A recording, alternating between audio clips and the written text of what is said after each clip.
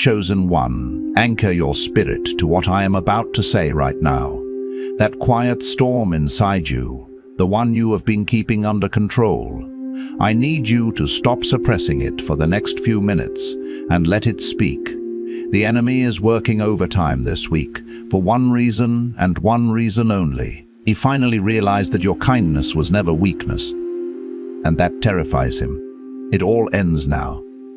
The confusion about who you are, the guilt you have been carrying for having fire inside you, the shame you have felt every time someone called you too sensitive, too soft, too forgiving. It ends in this message. But here is what you need to understand. It is not ending because of luck. It is ending because of what you have endured without breaking. Think back to that moment this week when someone tested you, when someone pushed past your boundary, took your silence as permission, mistook your calm for surrender. You felt something rise up inside you, something ancient, something sharp, and you made a choice. You held it. You stayed composed. You did not detonate. You thought that was weakness. You were wrong. You did not find this recording by accident. The algorithm did not bring you here. The Holy Spirit did. This is a divine appointment scheduled before the foundations of the earth.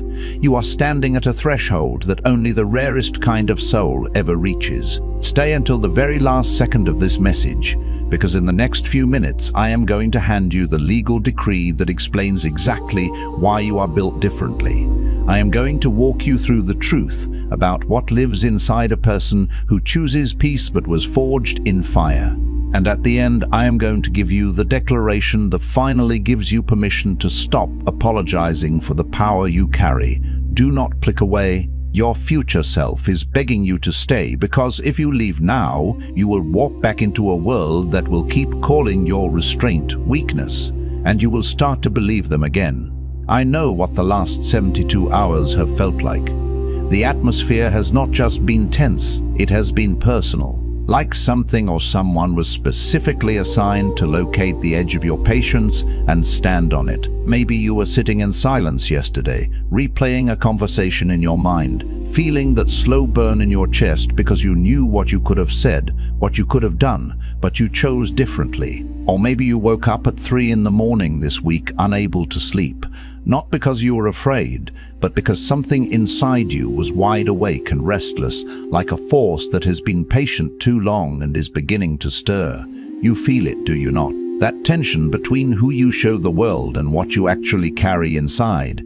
And in that tension, the enemy has been whispering a very specific lie.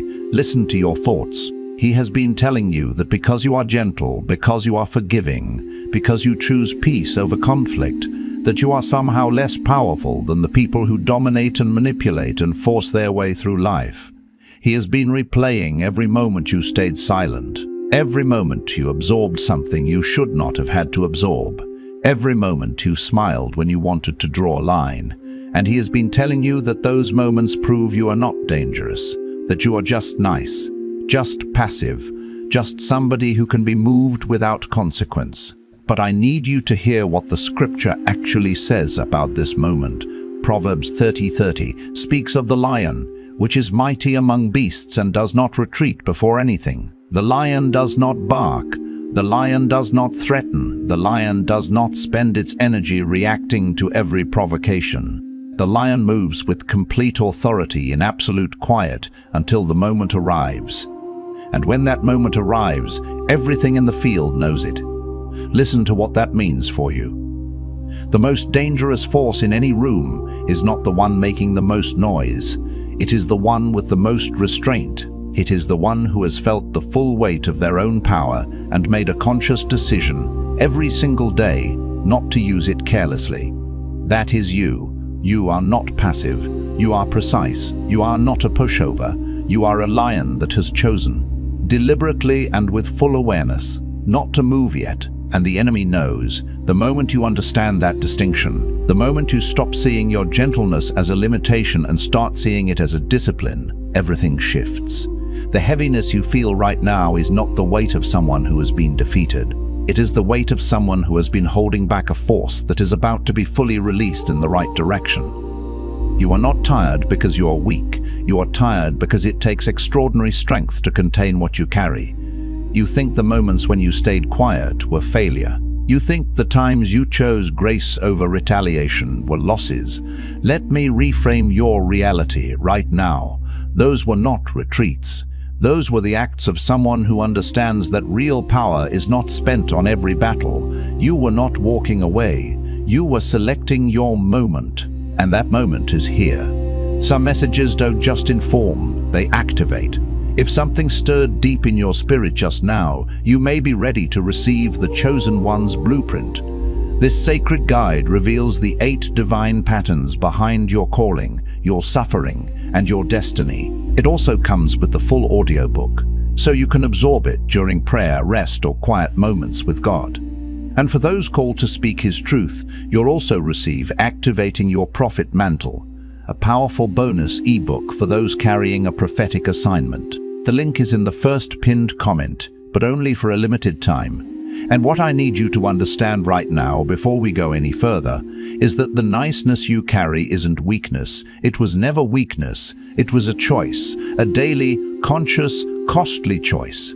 Let that land for a moment, because the world has been lying to you about this for a very long time. Every morning that you woke up and decided to extend patience to someone who hadn't earned it. Every afternoon that you bit your tongue when the truth inside you could have cut through the room like lightning. Every evening that you chose kindness over retaliation. That wasn't passivity, that was discipline. That was the kind of restraint that only someone who genuinely knows what they carry can maintain. Because the truth is, you've always known what you were capable of. You felt it in the moments when someone crossed a line and everything inside you went still, not scared, not hurt, just still. You knew. That stillness wasn't emptiness. That was power recognizing itself. Think about what that stillness actually felt like. That sudden crystalline quiet that descended over you like a heavy hand placed on the surface of rushing water.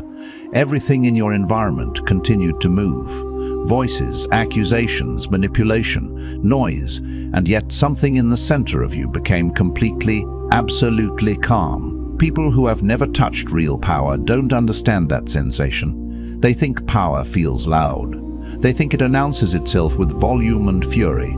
But genuine, God-given power doesn't announce itself.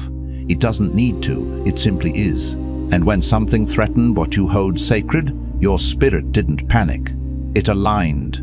It gathered itself. It became a single point of pure, focused knowing. That is not the response of a weak person. That is the response of a weak person. That is the response of someone who was designed for something. Most people have confused your gentleness with ignorance. They thought your patience meant you didn't see what they were doing. They thought your silence meant you had no answer. They mistook the absence of noise for the absence of depth, but they were reading the surface of something they had no framework to understand. Here's what they never understood. The most dangerous rivers in the world don't rush. They run deep and quiet, carving stone over time, reshaping entire landscapes without ever making noise. The Colorado River didn't announce the Grand Canyon before it made it. It simply moved day after day, year after year, century after century, persistent, purposeful, and utterly relentless. That's you. And the people who mistook your calm for weakness didn't realize they were standing at the edge of something ancient. They were looking at the surface of a depth they had no instruments to measure. And because they couldn't measure it, they called it shallow. That was their limitation, not yours. Consider how many times you endured the label in silence. How many times someone in your life, a family member, a co-worker, a friend you trusted with something sacred, looked at your restraint and decided it was evidence of your smallness. How many rooms did you walk into where someone had already told the story of you before you arrived? A story in which you were easily managed, easily dismissed, easily overlooked.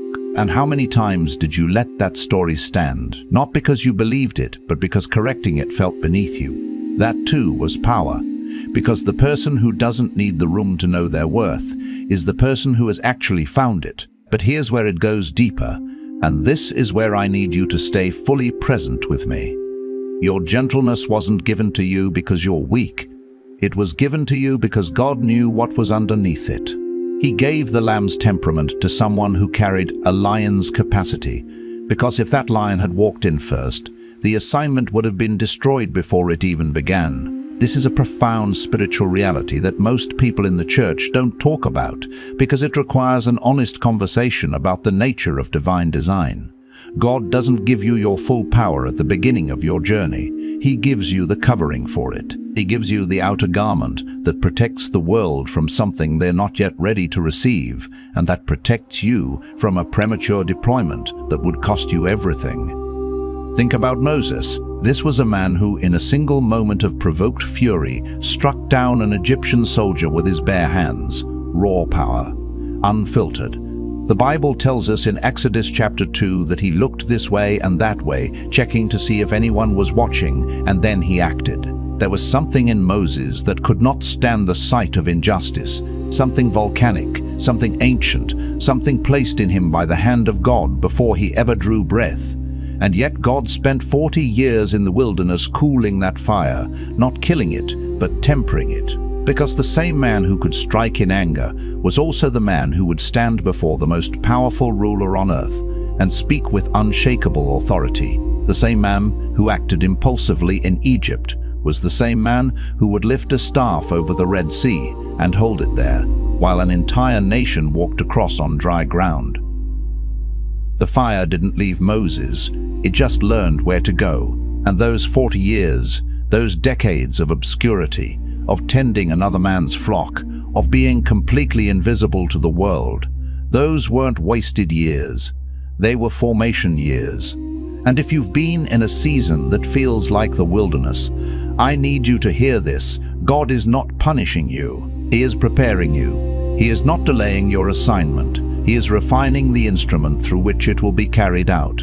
And this brings us to something most people miss entirely. There's a version of you that the enemy has worked very hard to keep hidden, not just from other people, but from yourself.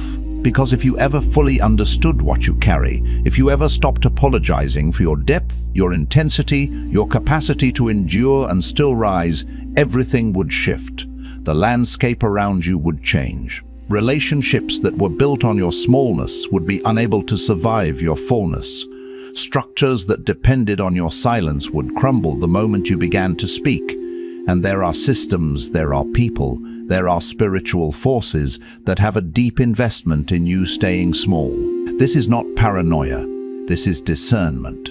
The Apostle Paul wrote in Ephesians 6 that our struggle is not against flesh and blood, but against principalities, against powers, against the rulers of the darkness of this age. Your smallness doesn't just limit you, it serves an agenda that is not yours. Stay with me, because what I'm about to share next is the part that breaks the cycle. The way they kept you small wasn't through direct attack. Direct attacks you could see. You could prepare, you could pray, you could stand firm against something that came at you openly. No, the strategy was subtler. It was a slow drip of misinterpretation. You got labeled too sensitive, too serious, too much, too intense, too deep, too everything that made other people uncomfortable with their own shallowness. And somewhere along the way, not in a single dramatic moment, but in the accumulation of 1,000 small surrenders, you started carrying their discomfort as if it were your flaw.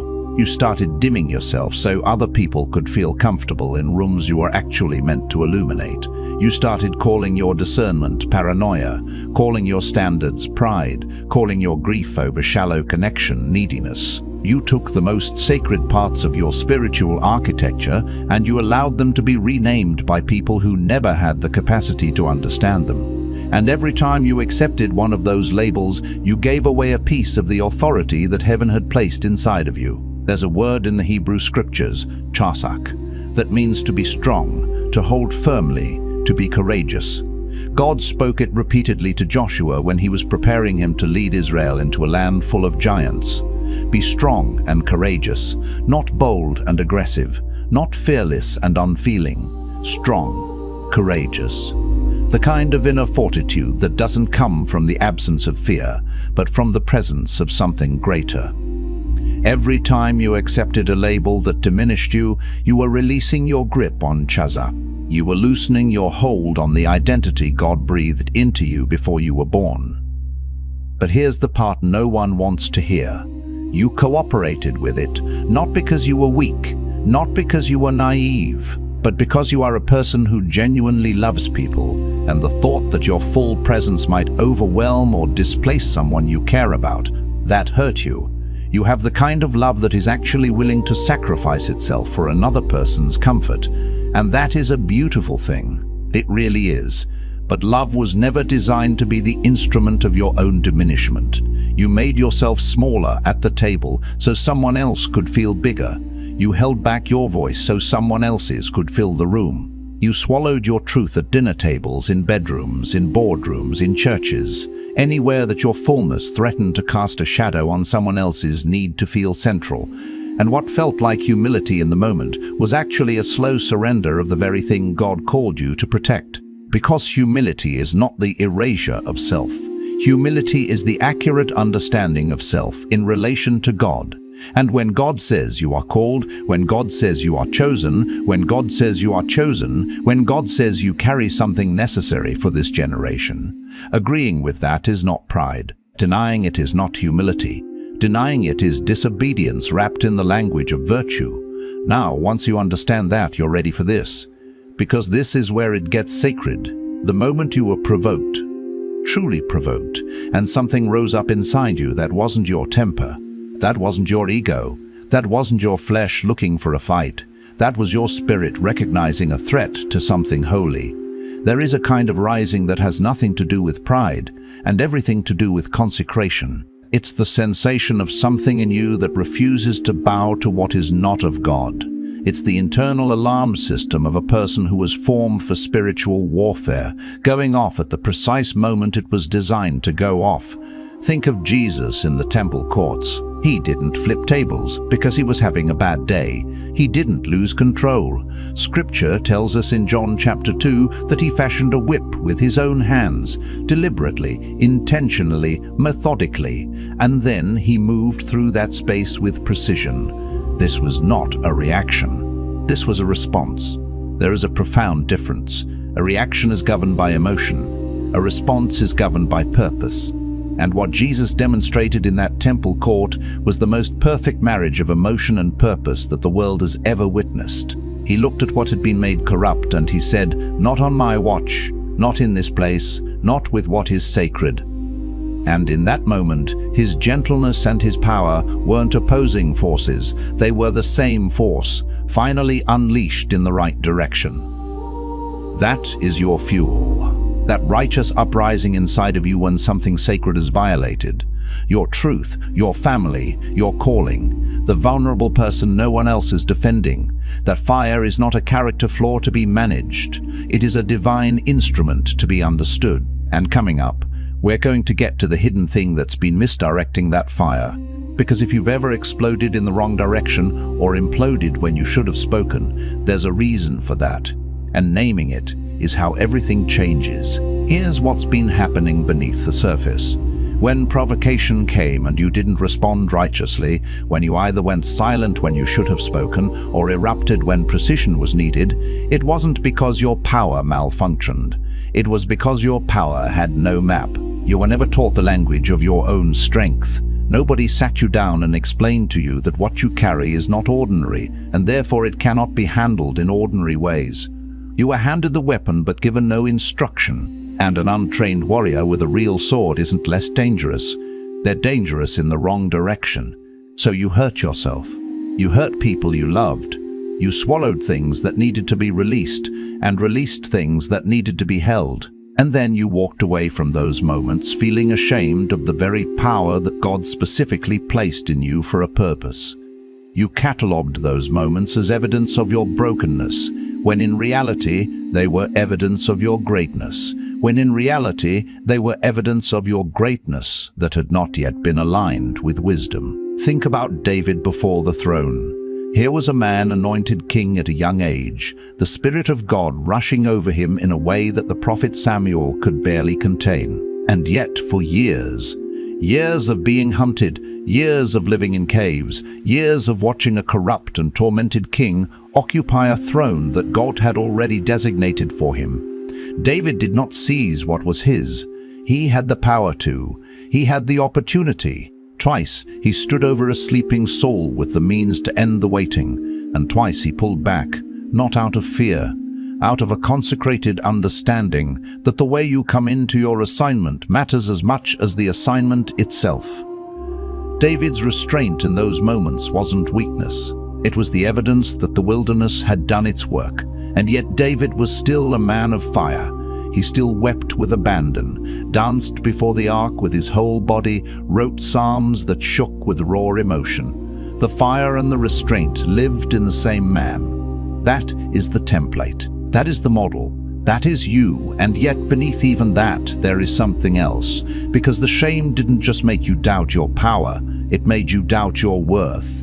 And a person who doubts their worth can never fully step into their authority. Authority requires a certain settled knowing, a deep, unshakable awareness that you belong at the table, that your voice carries weight, that the things you suffered and survived were not random. They were forming something. There is a scripture in Romans 8 verse 28 that most people know by heart, but very few people know by experience. And we know that all things work together for good to those who love God, to those who are the called according to his purpose. Not some things, not the comfortable things, all things. The betrayals worked together, the losses worked together. The seasons when the sky was silent and God felt impossibly far worked together. They were not deviations from the plan. They were threads of it woven into a tapestry that you won't see clearly until you're standing at a distance from it. And the enemy knows that once that knowing clicks into place, once you stop asking whether you are enough and start walking as though you always were, his access to your life is finished. This is where the real confrontation begins. Because I need to ask you something, and I need you to sit with it. When was the last time you actually let yourself be fully seen? Not the helpful version of you, not the one who holds everything together and shows up for everyone else, not the one who always has a word of encouragement for a room full of people, even when they haven't received encouragement themselves in months.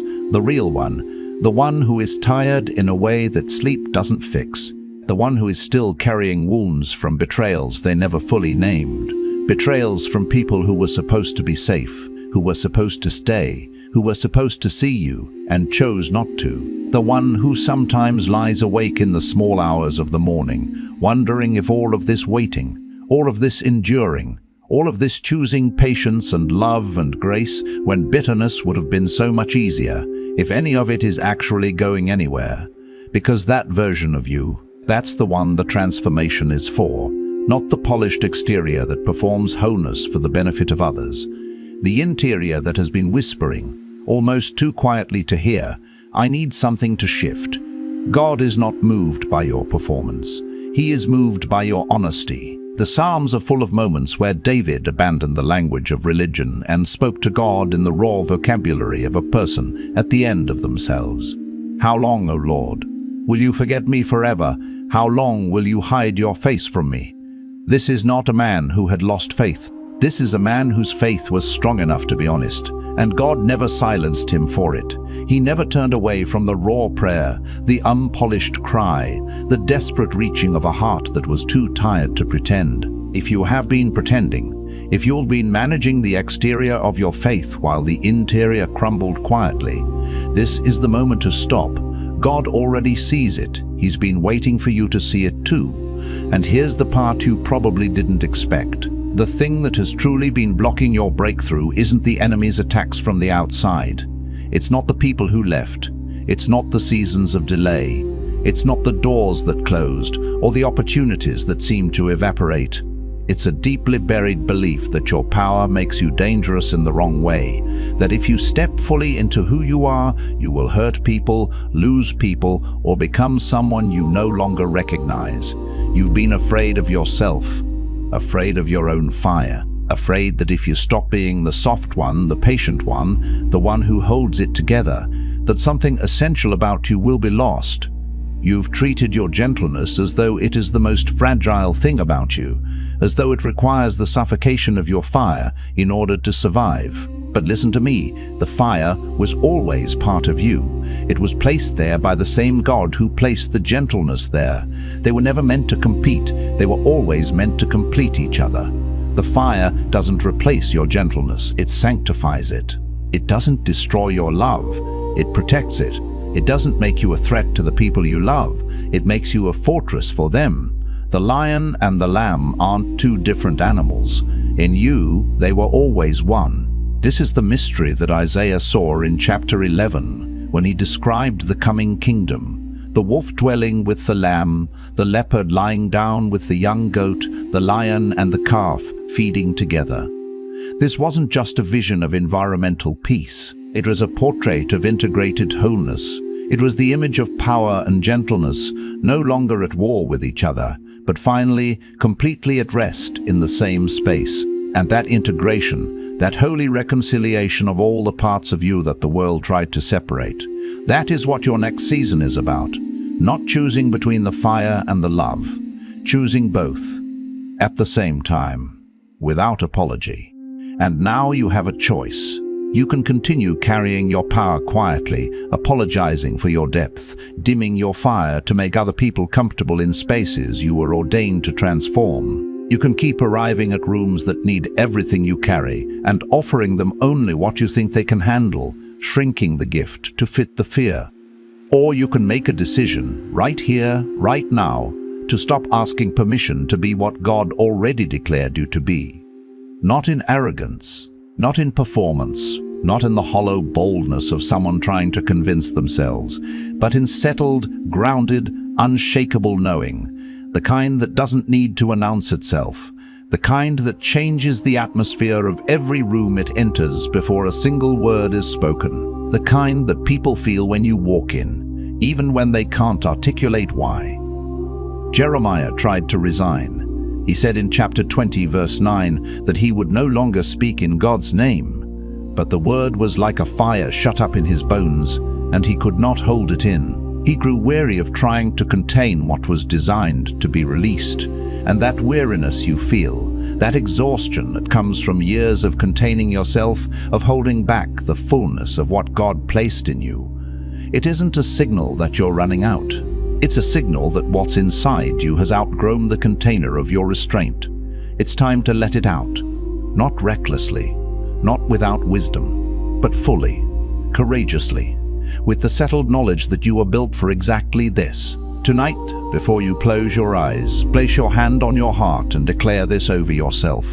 I release the shame I have carried over my own power.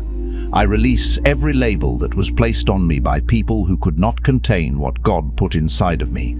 I am not too much. I am exactly enough. My gentleness is not weakness, it is wisdom. My fire is not destruction, it is divine purpose. I break every agreement I have made with smallness, with silence, with the lie that my power makes me dangerous in the wrong hands. My power is in the right hands, the hands of a God who formed it in me before I was born. I step forward from this moment, not as someone who is still waiting to be chosen. I step forward as someone who has always been chosen, and who is finally ready to walk like it. I am seen, I am known, I am unleashed, and I will never go back. Speak those words again if you need to. Speak them until your body believes what your spirit already knows. Speak them in the darkness of your bedroom, in the quiet of your car, in the moments between sleep and waking, when the voice of heaven has the clearest access to the deep places in you. This declaration is not a performance for God. He already knows who you are. It is a covenant you're making with yourself. It is the moment you choose to agree with what He has been saying about you since before the foundation of the world. You are not an accident of biology. You are not a collection of your failures. You are not defined by what others refuse to see in you. You are a chosen vessel, carrying an ancient assignment, walking into a season of release. And the declaration you just made is the door swinging open. If this reached something real in you today, don't just let it fade. Share it with someone who needs to hear it. Leave a comment below and tell me, what did this unlock? Because your words might be the confirmation someone else has been waiting for. And that right there, that's your power. already working.